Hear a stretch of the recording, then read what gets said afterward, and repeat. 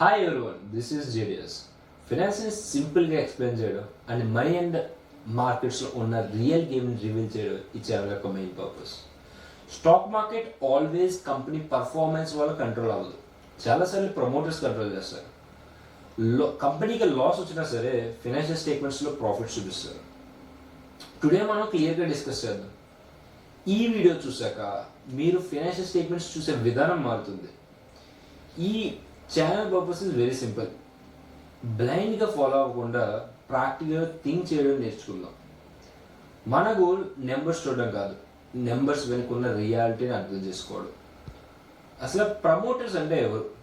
సింపుల్గా చెప్పాలంటే ప్రమోటర్స్ అంటే కంపెనీని స్టార్ట్ చేసి కంట్రోల్ చేసేవాళ్ళు. ఇమాజిన్ ఒక హౌస్ ఉంది, ఆ హౌస్ని బిల్డ్ చేసిన పర్సన్ని ఓనర్ అంటారు. ఆ హౌస్లో ఎవరైతే స్టే చేస్తున్న పర్సన్ని టెనెంట్ అంటారు. In stock market also same thing happen. ఎవరైతే కంపెనీని బిల్డ్ చేస్తారో వాళ్ళని ఓనర్ అంటారు, అరే ప్రమోటర్ అంటారు. ఎవరైతే షేర్స్ పర్చేస్ చేస్తారో వాళ్ళని షేర్ హోల్డర్ అంటారు. ప్రమోటర్స్ దగ్గర ఎక్కువ షేర్స్ ఉంటాయి కాబట్టి కంపెనీ డిసిషన్స్ వాళ్ళు కంట్రోల్ చేస్తారు. నా main intention is very simple. Financial statements బ్లైండ్గా నమ్మకండి. కంపెనీ ప్రాఫిట్స్ చూస్తే అందరూ బై చేస్తారు, లాస్ చూస్తే అందరూ ప్యానిక్తో సెల్ చేస్తారు.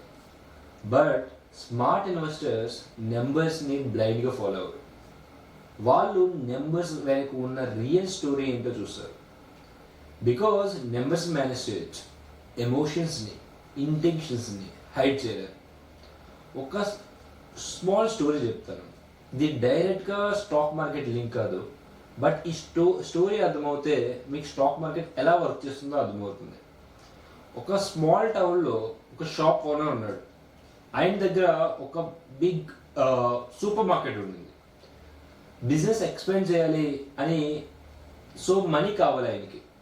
సో ఆయన టౌన్లోకి ఉన్న పీపుల్ దగ్గరికి వెళ్ళి నా షాప్లో ఇన్వెస్ట్ చేయండి అని అడిగారు.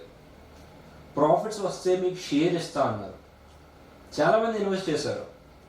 అప్పుడు వాళ్ళు షాప్లో పార్ట్నర్స్ అయ్యారు. బట్ ఒక విషయం, షాప్ కంట్రోల్ మాత్రం ఓనర్దే. ప్రాఫిట్ ఎంత చూపించాలి, లాస్ ఎంత చూపించాలి, బిజినెస్ ఎలా నడపాలి, పబ్లిక్ అందరూ జస్ట్ ట్రస్ట్ చేశారు అంతే. రిమైనింగ్ వర్క్ అంతా ఓనరే చూసుకున్నారు.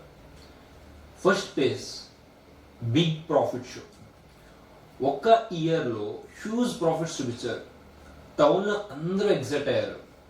అందరూ ఇంకేం ఇన్వెస్ట్ చేశారు.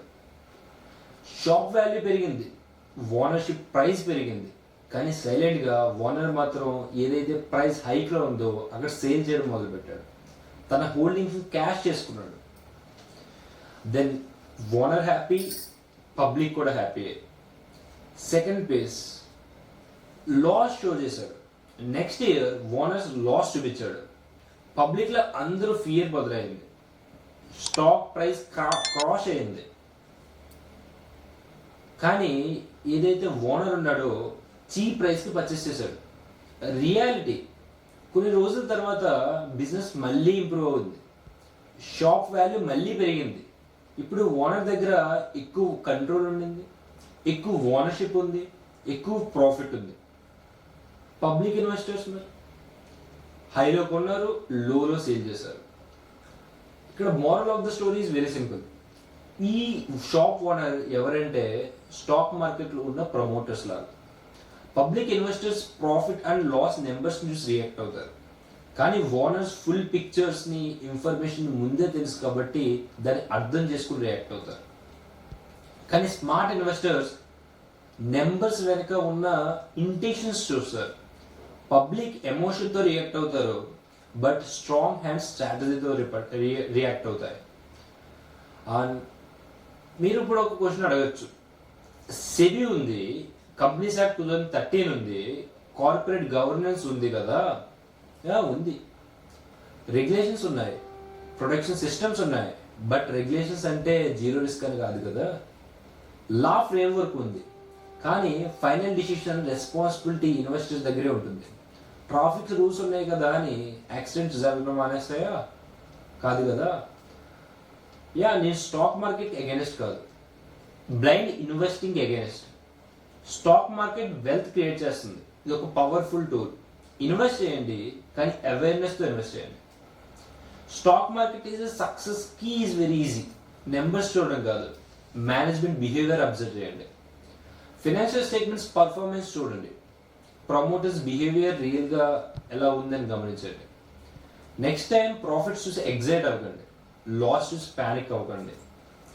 ముందు బిజినెస్ని ఎవరు కంట్రోల్ చేస్తున్నారని గమనించండి. నేను ఎప్పుడు చెప్తూ ఉంటాను, మార్కెట్ని అవాయిడ్ చేయకండి, మార్కెట్ని అర్థం చేసుకోండి. Thank you for watching.